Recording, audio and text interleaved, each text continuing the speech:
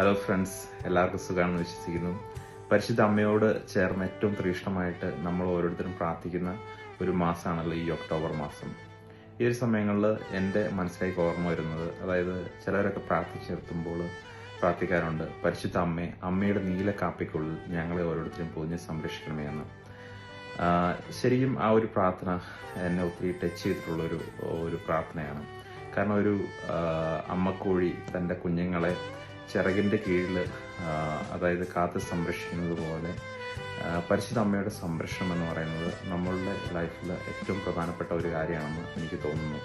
അതുപോലെ തന്നെ ഞാൻ പലരുടെയും ലൈഫ് സ്റ്റോറീസിൽ കേട്ടിട്ടുണ്ട്. അതായത് അവർക്ക് ലൈഫ് ത്രെട്ടനിങ് ആയിട്ടുള്ള സിറ്റുവേഷനിലൂടെ കടന്നു പോകുമ്പോൾ പോലും ഈ പരിശുദ്ധ അമ്മയോടുള്ള അവരുടെ ഒരു ഭക്തിയും പ്രാർത്ഥനയും ഒക്കെ അവരെ അത്ഭുതകരമായിട്ട് അതിൽ നിന്നൊക്കെ രക്ഷപ്പെടുത്തിയിട്ടുണ്ടെന്ന്.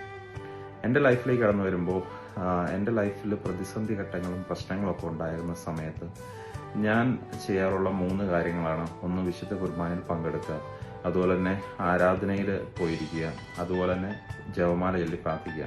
അപ്പം നമ്മുടെ ചില സിറ്റുവേഷൻസിലൊക്കെ നമ്മൾ ഭയങ്കര ബ്ലാങ്ക് ആയി പോകുന്ന സിറ്റുവേഷൻസ് ഉണ്ട്. ഇനി എന്ത് ചെയ്യണം, നമ്മൾ ഭയങ്കര ഡിപ്രസ്ഡ് ആയിരിക്കും, നമുക്ക് ഒരു കാര്യവും ചെയ്യാൻ പറ്റത്തില്ല, നമ്മുടെ മുമ്പിലേക്ക് വരുന്നത് ഭയങ്കരമായിട്ടുള്ള നെഗറ്റീവ് തോട്ട്സ് മാത്രമായിരിക്കും.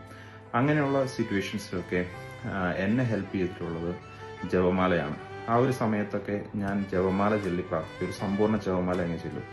അപ്പോൾ സംഭവിക്കുന്ന കാര്യം എന്ന് പറഞ്ഞിട്ടുണ്ടെങ്കിൽ അതിന് ശേഷം ആ ഒരു സമ്പൂർണ്ണ ജപമാല ചൊല്ലി കഴിയുമ്പോൾ എനിക്ക് ശരിക്കും മനസ്സിന് ഭയങ്കരമായിട്ടുള്ള ഒരു റിലീഫ് അനുഭവപ്പെടുന്നത് എനിക്ക് പലപ്പോഴും കാണാൻ പറ്റും. അതായത് നല്ലൊരു പോസിറ്റീവായിട്ടുള്ള എനർജി കിട്ടുകയും കുറച്ചും കൂടെ വിശ്വസിക്കാനും കുറച്ചും കൂടെ ഒരു പ്രതീക്ഷയൊക്കെ നൽകുന്ന രീതിയിലേക്ക് എൻ്റെ മനസ്സ് പെട്ടെന്ന് മാറുന്നു ഞാൻ ശ്രദ്ധിക്കാറുണ്ട്. അത് ശരിക്കും പരിശുദ്ധ അമ്മയുടെ ഒരു പ്രത്യേക ഗ്രേസാണ്. അതായത് എന്നെ ലൈഫിലെ ഒത്തിരി പ്രതിസന്ധി ഘട്ടങ്ങളിലൂടെ കടന്നു പോയപ്പോഴൊക്കെ എന്നെ പിടിച്ചു നിർത്തിയത് ഈ ഒരു ജപമാല പ്രാർത്ഥനയാണ് ഏറ്റവും പ്രത്യേകമായിട്ട്.